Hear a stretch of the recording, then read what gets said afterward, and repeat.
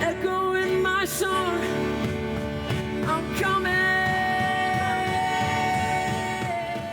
Man, that guy can sing. I'm Steve Adubato. This guy cannot sing. That guy can sing. He is Reeve Carney.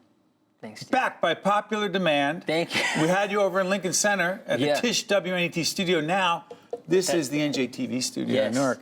Reeve Carney is, that is Hadestown? Hadestown, yep. And you play? Orpheus.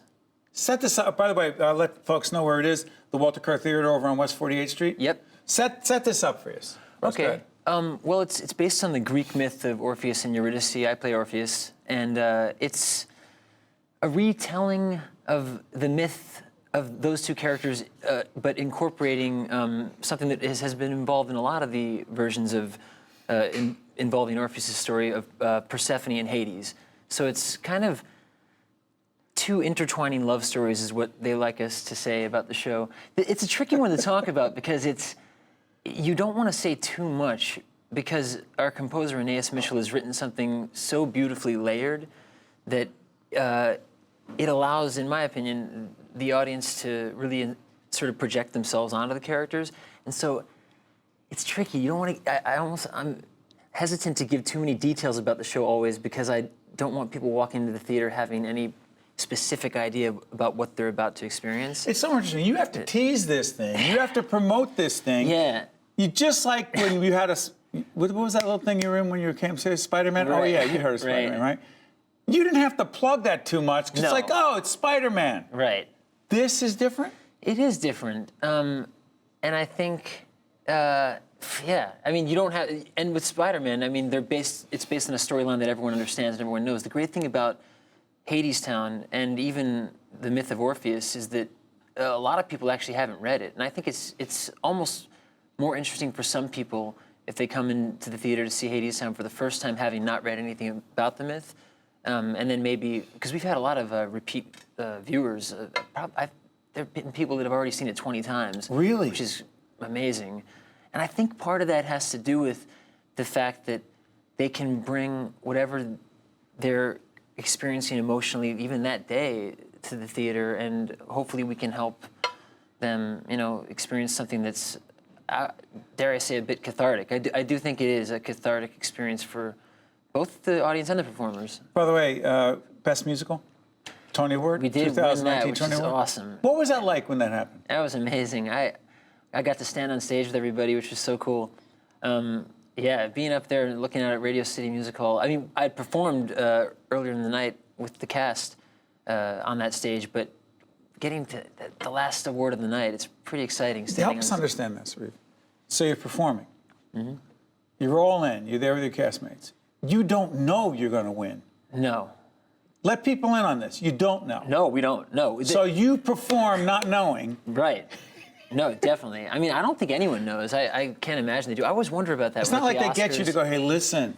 No. Well, because every musical that was nominated for Best Musical performed that night. Okay. So you're all performing, but that'll tell you I didn't watch the Tonys. Oh, I'm yeah. sorry. No, you're busy. Don't worry. That's all right. But I did know that if it started with "huh," then I could run up because I knew that it was the only one that started with "huh." That's the way you analyze this? So then, yeah. So I was like, promote and plug your colleagues. Oh, yeah. In Hadestown? Yes. Okay, well, I work with Eva Noblezada, who plays Eurydice in the show, and that's a tough one in terms of characters. If you don't have someone to work with that's as brilliant as Eva, it would be a lot less enjoyable of a job because we have the opportunity to fall in love every night on stage, which is not easy if you're working with someone you're not comfortable with. We have Eva, we have Patrick Page, who I've worked with before on Spider-Man, played the Green Goblin, and he plays Hades in Hadestown.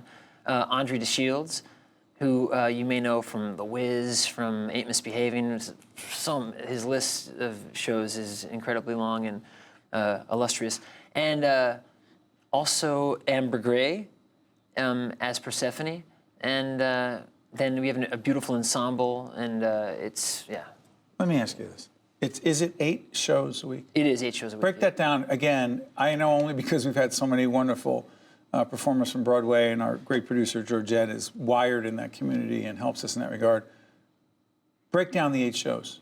How many on Saturday? Well, it depends. We're on what I've heard referred to as the princess schedule, which I personally love. The what? The princess schedule. Which is? Which is one show Tuesday, double show Wednesday. Okay.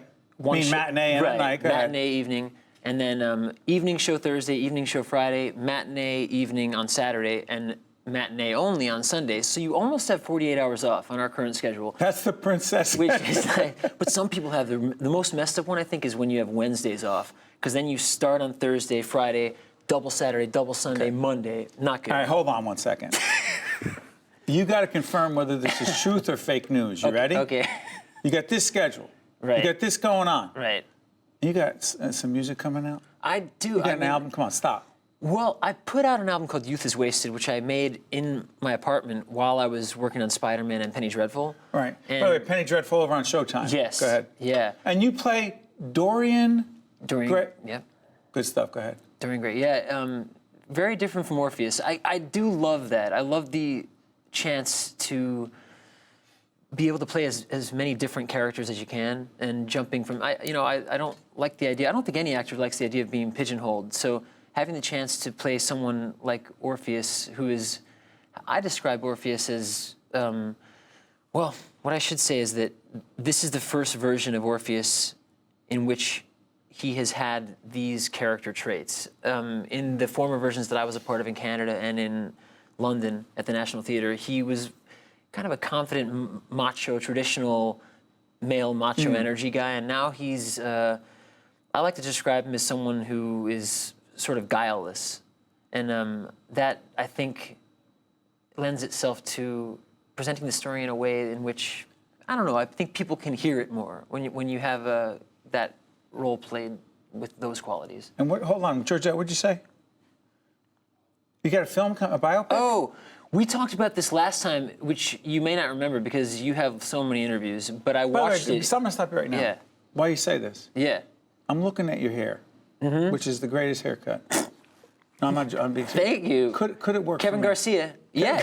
It would not. What, Patty? What are you laughing about? It would never. I'm sorry. Yeah, I'm you sorry. could. I do love. All right, I get Jet. I got it, Georgette. I know it wouldn't work. Okay. I'm not even sure it works on me. No, I'm yes, kidding. it does. You're nice. Works Thank great you. on you. Thank you. Do the Jeff Buckley thing. Oh, well, so yeah, I got cast in a film about Jeff Buckley, the musician's life, in 2011. So I actually was interviewed by you after I was cast in that, and we talked about this briefly, but it hasn't been made yet. They're planning on making it this year. So 2 seconds left. Go ahead. I hope that it will be made this year. All right. Is it not a fact that you said that you've done hundreds of interviews? Probably. And this is by far The best.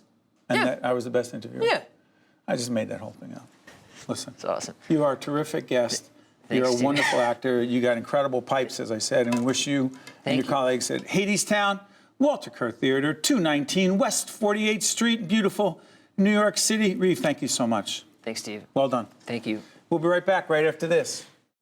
Hi, I'm Elise Glennon. New Jersey Sharing Network is committed to saving lives through organ and tissue donation. We are proud to announce that the Transplant Games of America will come to New Jersey in July of 2020. This 6-day festival will raise awareness about the need for organ, eye, and tissue donation and bring together families and individuals impacted by the gift of life. To find out more about how you can be a competitor, a volunteer, or a corporate partner, visit njsharingnetwork.org. Let the games begin.